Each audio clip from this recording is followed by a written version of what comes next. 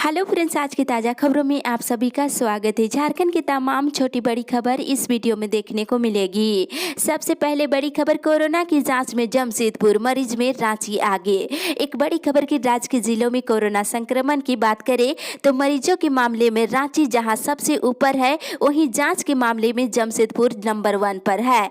राज्य भर में देखा जाए तो अभी तक 1,05,935 मरीज मिल चुके हैं, जिसमें से अकेले रांची में मिले मरीजों की संख्या 2,66,000 है। जबकि मरीजों की संख्या के मामले में दूसरे स्थान पर पूर्वी सिंहभूम और तीसरे स्थान पर धनबाद और चौथे स्थान पर बोकारो और पांचवें स्थान पर पश्चिमी सिंहभूम है। और जांच की बात करें तो बीते एक सप्ताह तक राज्य भर में 36,32,538 सैंपलों की जांच हो चुकी है, जिसमें सबसे ज्यादा जमशेदपुर और रांची में सैंपलों की जांच हुई है। राज्य के मात्र 3 जिले जहां 3 लाख से अधिक सैंपलों की जांच हुई है, जिसमें पूर्वी सिंहभूम, रांची के अलावा धनबाद शामिल है। इसी के साथ ही अगली बड़ी खबर, मौसम विभाग से आज 15 से 17 डिग्री रह सकता है न्यूनतम तापमान।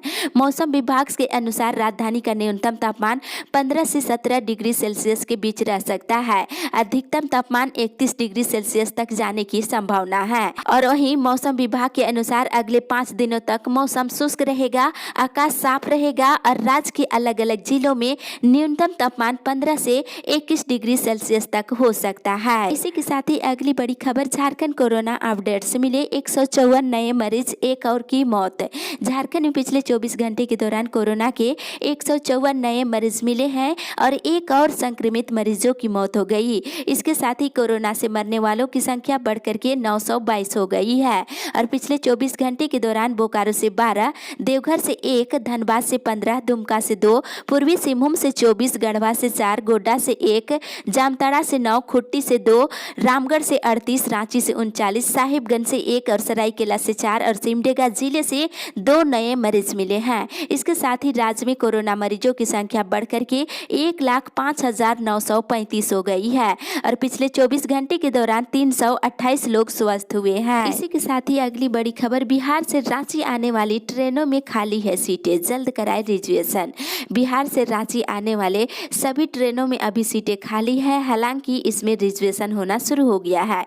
इस रूट पर चलने वाली रक्सौल हैदराबाद स्पेशल ट्रेन और दरभंगा काजीपेट स्पेशल ट्रेन में सीट भर चुकी है, इसमें वेटिंग पर चल रहा है। जबकि जयनगर रांची स्पेशल ट्रेन में अभी सीटें खाली है, इसमें अभी जो फौरन टिकट कराएंगे उन्हें सीट मिल जाएगी। जयनगर, दरभंगा, समस्तीपुर, बरौनी, किऊल, झाझा, जसीडीह, मधुपुर और चितरंजन से रांची आने वाले लोग इस ट्रेन में टिकट करा सकते हैं। वहीं जयनगर रांची स्पेशल ट्रेन सप्ताह में 2 दिन मंगलवार और शनिवार को है। इसमें चेयर कार में 17 से 21 नवंबर को वेटिंग चल रहा है। इस कोच में सीटें भर चुकी है, मगर स्लीपर में काफी सीटें खाली है। इसी के साथ ही अगली बड़ी खबर, माध्यमिक विद्यालयों में नामांकन की तिथि बढ़ी।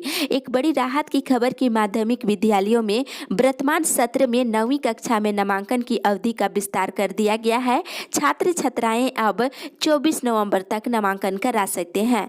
विलंब से नामांकन कराने के लिए प्रधानाध्यापकों को डीओ से अनुमति लेने की आवश्यकता भी नहीं पड़ेगी।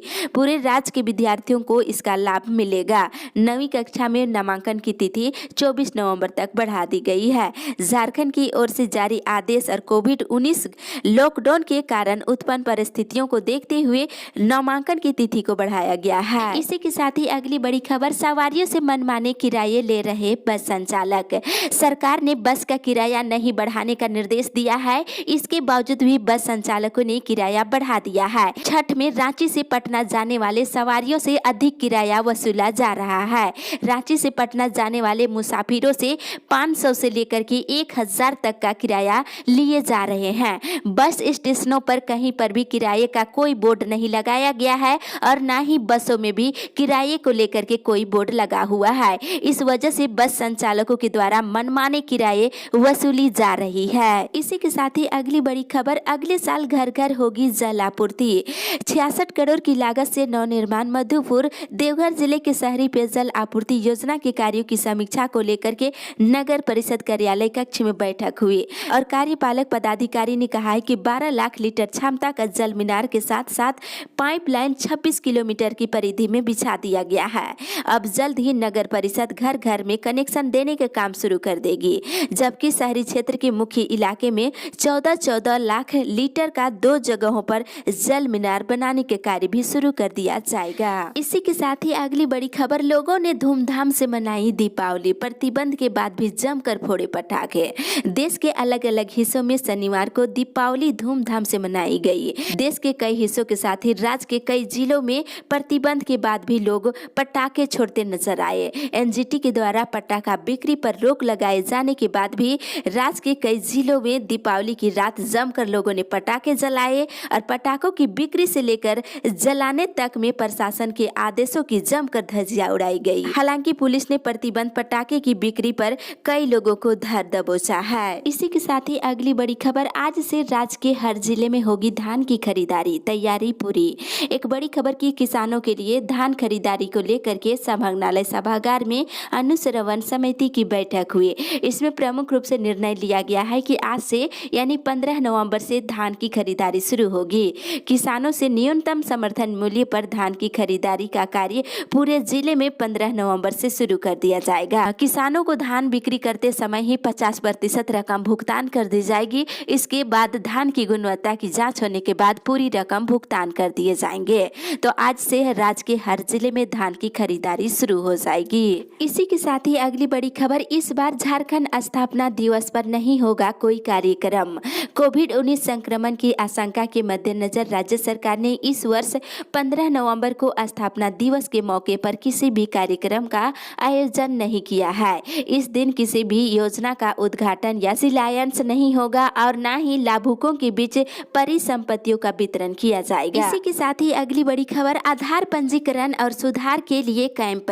संभागनालय परिसर स्थित सूचना भवन में विगत 7 अक्टूबर से आधार पंजीकरण और सुधार के लिए कैंप लगाकर काम किया जा रहा है।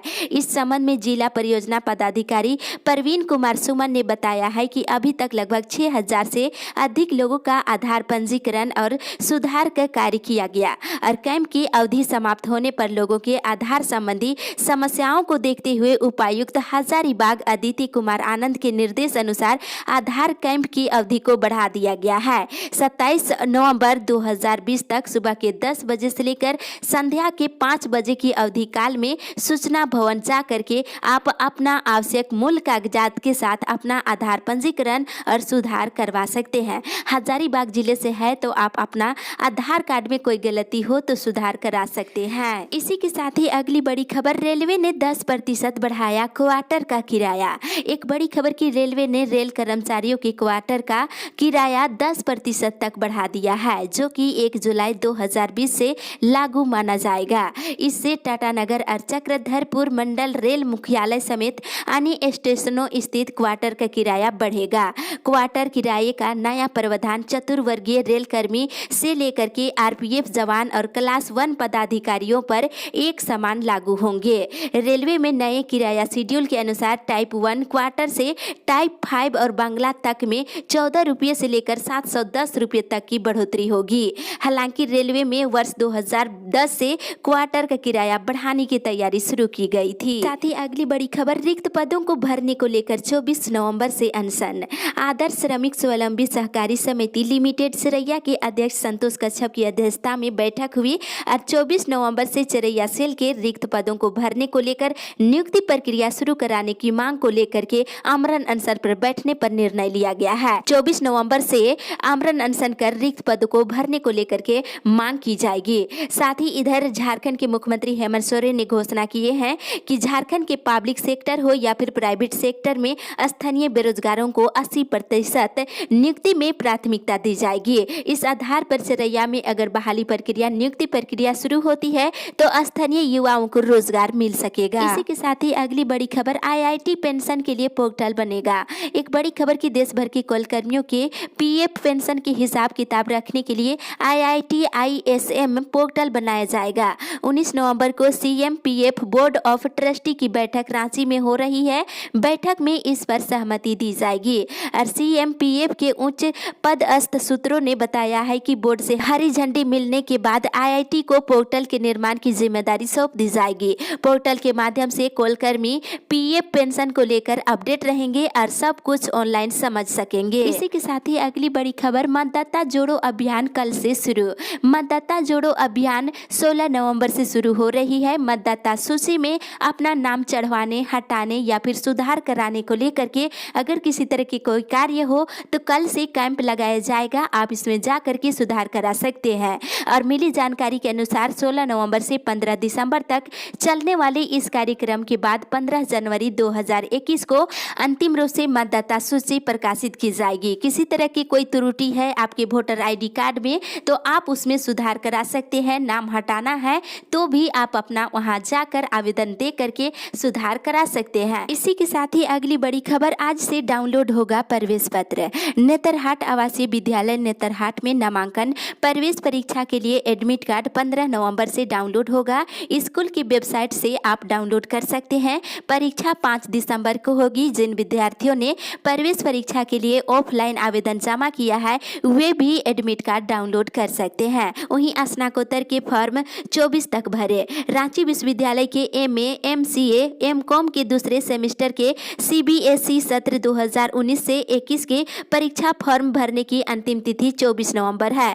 विलंब शुल्क के साथ परीक्षा फॉर्म 26 नवंबर तक भरे जा सकते हैं। साथ ही इधर 25% BPL बच्चों का होगा नामांकन।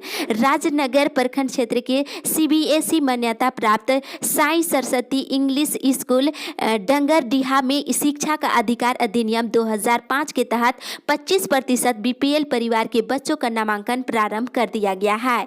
साथ ही इधर UG छठे सेमेस्टर का रिजल्ट जारी। विनोबा भावे विश्वविद्यालय ने रिकॉर्ड समय में UG सेमेस्टर 6 का परीक्षा फल कल जारी कर दिया है। इधर स्नातक पार्ट 3 का परीक्षा 1 से रांची विश्वविद्यालय के द्वारा आयोजित होने वाली स्नातक कला विज्ञान वाणिज्य पार्ट 3 ओल्ड कोर्स का परीक्षा 1 दिसंबर से शुरू होगा। साथ ही झारखंड तकनीकी विश्वविद्यालय से इंजीनियरिंग में PhD के लिए 27 तक आवेदन कर सकते हैं। इसी के साथ ही अगली बड़ी खबर, दुमका में खुलेगा राज्य के दिव्यांगों के लिए लीगल गार्जियनशिप का पहला कार्यालय। एक राहत भरी खबर की भारत सरकार के सामाजिक न्याय एवं अधिकारिता मंत्रालय नई दिल्ली के तहत राष्ट्रीय न्याय द्वारा प्रायोजित दुमका की स्थानीय स्तर की समिति की बैठक हुई और इस बैठक में स्थानीय स्तर की समिति का कार्यालय दुमका जिला में खोलने को लेकर निर्णय लिया गया, जो कि झारखंड में पहला कार्यालय होगा। इसका मुख्य उद्देश्य स्वलीनता और परम मस्तिष्क आघात, बौद्धिक और बहुदिव्यांगता से ग्रसित दिव्यांगों को कानून अभिभावक प्रमाण पत्र निर्गत किया जाएगा